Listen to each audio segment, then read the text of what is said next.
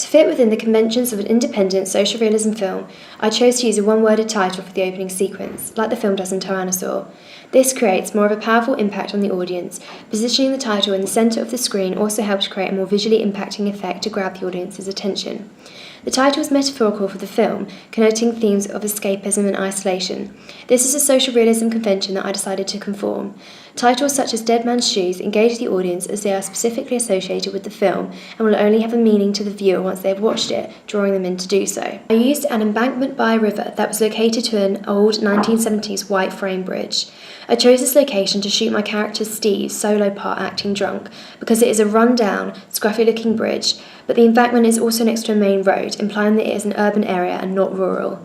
These areas are often used in films such as 16 Years of Alcohol, where he runs through the city streets. I needed to show what social class these characters fell into and the kind of areas that they lived in. The dim natural light helped create a sombre tone, a convention of many social realism films, as it is not often you watch many that have extravagant, bright lighting. However, this is also to do with having a small budget for an independent film.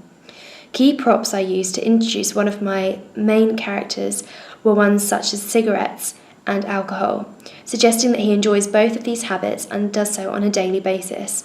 Not many social realism films would reveal both habits within the first 2 minutes.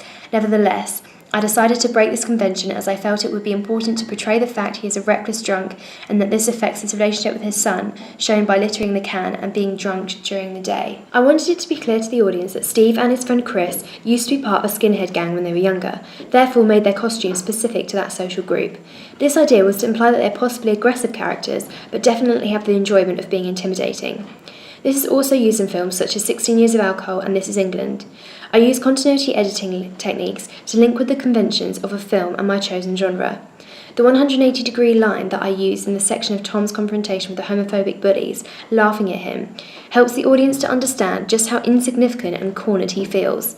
Such a technique is not often used in my genre, so I chose to use this continuity editing technique in my own way. I disenabled the production cast to have their own sound effects. I broke this convention used in film, as I wanted the diegetic sound of traffic to start right from the initial image the audience see. However, I did not break a convention in my chosen genre of social realism, as it is often used to create enigma codes for the audience, such as what is that noise and where is it coming from, which is also used in films such as London to Brighton.